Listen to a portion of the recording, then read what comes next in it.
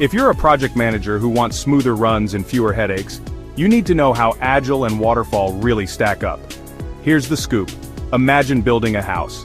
With Waterfall, you plan everything up front: blueprints, materials, and every last nail. Then you follow the plan step by step, with little room for changes. It's structured, but not flexible. Now Agile is like building your house room by room, checking in after each one. You adapt, tweak, and improve as you go. Agile works best when things might change, or you want feedback early and often. So, Waterfall is all about careful planning and predictability.